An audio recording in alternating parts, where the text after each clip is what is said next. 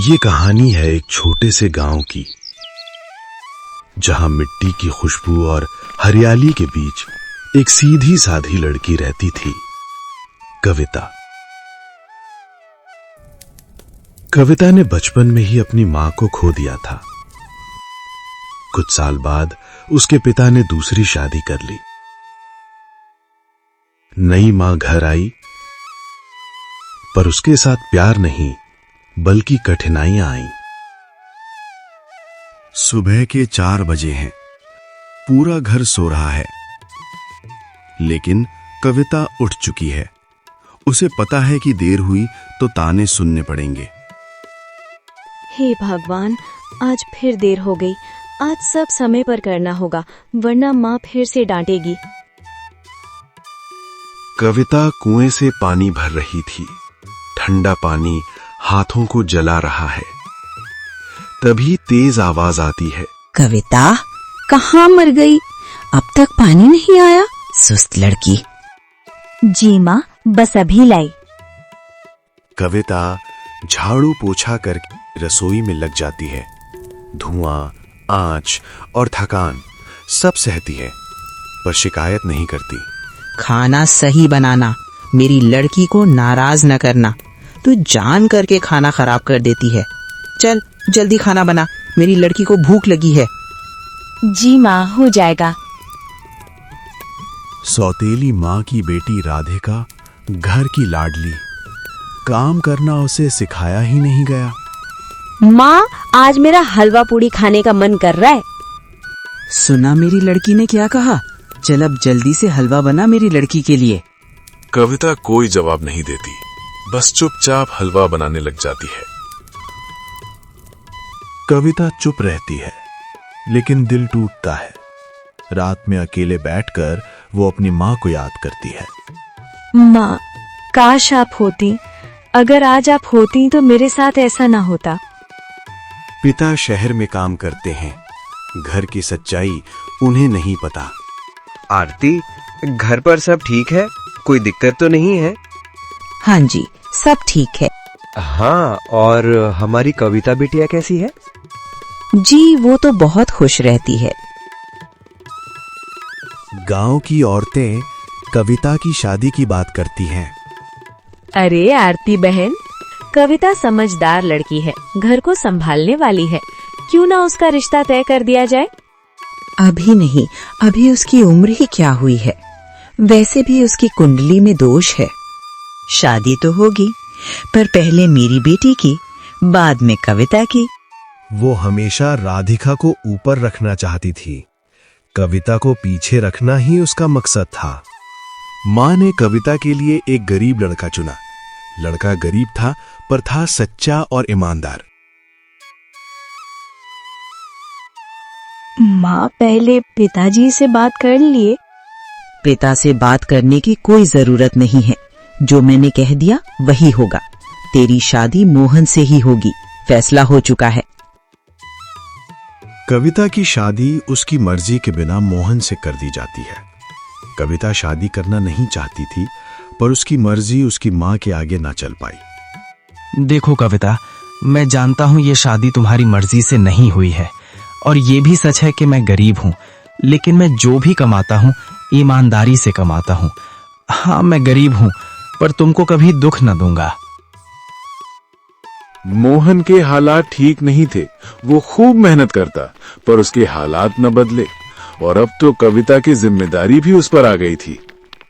मोहन गरीब था, लेकिन था ईमानदार। शादी के बाद दोनों ने अपनी मेहनत और समझदारी से नई जिंदगी शुरुआत की। कविता, देखो आज हमारी पहली बड़ी कमाई हुई है। याद है वो दिन जब हमारे पास कुछ भी नहीं था? हाँ जी, वो दिन मैं कभी नहीं भूल सकती, लेकिन अपनी कभी हिम्मत नहीं हारी। हिम्मत मैंने नहीं, हिम्मत हम दोनों ने रखी थी। अगर तुम साथ ना देती तो शायद मैं टूट जाता।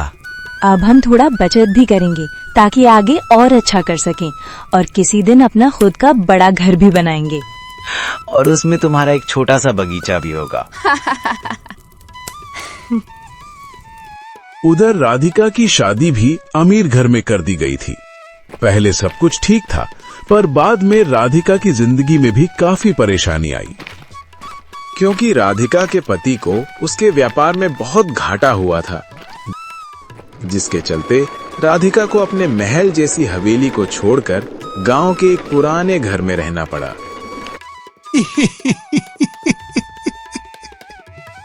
कितनी कोशिश की, कितना संभाला, लेकिन सब खत्म हो गया। नहीं, ऐसा मत कहिए। आप हार नहीं मान सकते, कुछ तो रास्ता होगा। क्या करें अब, कर्ज इतना बढ़ गया था कि हवेली भी बेचनी पड़ी। बाकी के पैसे मांगने के लिए कर्जदार दरवाजे पर जरूर आएंगे। उनके पैसे हम कैसे देंगे? अब हम क्या करेंगे, कहाँ जाएंगे? मैंने कभी नहीं सोचा था कि हमारे साथ ऐसा होगा। अब समझ में नहीं आ रहा किससे मदद मांगू। राधिका बहुत परेशान है। वो अपने पति की मदद के लिए सीधे अपनी माँ के घर पहुंचती है। क्या बात है राधिका, क्यों इतना परेशान हो? राधिका ने अपनी और अपने पति की सारी परेशानी के बारे में बताया। अंत में राधिका कहती है, माँ, अब हम क्या करेंगे, कहाँ जाएंगे? कर्जदार रोज घर पर आते हैं। मैंने तो कभी काम करना भी नहीं सीखा। अब कौन है जो हमारी मदद करेगा? तुम परेशान ना हो, मैं कविता से मदद मांगूंगी। मैंने सुना है उसने अपने हुनर और मेहनत से अपने हालात बदल दिए हैं। वही हमारी मदद कर सकती है। लेकिन मैं कैसे उसका सामना करूंगी? मैं कभी उसकी मां न बन पाई, हमेशा उसको सौतेली औलाद समझा। क्या वो हमारी मदद करेगी? मैंने उसको बहुत सताया है। वो हमारी मदद जरूर करेगी। उसका दिल बहुत साफ है। मैं उससे माफी मांग लूंगी। कल मैं कविता से जाके बात करूंगी। सौतेली माँ को उम्मीद है कि कविता उनकी मदद जरूर करेगी, इसीलिए वो दिल में आस लिए कविता के पास जाती है। कविता, क्या तुम मुझे पहचानती हो? माँ, आप? मैं जानती हूँ मुझे यहाँ आने का कोई हक नहीं है, लेकिन मैं मजबूर हूँ। ऐसा ना कहिए माँ, चलिए अंदर चल के बात करते हैं।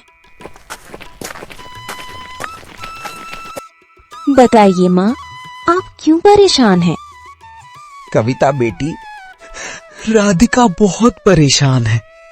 उसके पति का व्यापार बर्बाद हो गया है। अगर हो सके तो मोहन से कहो राधिका की मदद कर दे। मैं जानती हूँ मैंने तुम्हारे साथ गलत किया, हर बार तुम्हें नीचा दिखाया। आज उसी का फल मुझे मिल रहा है। माँ, जो हुआ वो बीत चुका है। अब उन बातों को याद करके कोई फायदा नहीं। नहीं बेटी, वो सब याद करना जरूरी है, ताकि मुझे मेरी गलती का एहसास रहे। मैं आपकी मदद जरूर करूंगी, क्योंकि आप मेरी माँ हैं। मोहन शाम में घर आता है। कविता को उदास देख के परेशान हो जाता है। क्या हुआ कविता, ऐसे क्यों बैठी हो? क्यों परेशान हो? मोहन, राधिका मुश्किल में है। उसे हमारी मदद की जरूरत है। कविता, अगर हमारी मदद से किसी का घर बच सकता है तो हमें पीछे नहीं हटना चाहिए। हम उनकी मदद जरूर करेंगे। यही तो असली इंसानियत है, दर्द को समझना और उसे कम करना।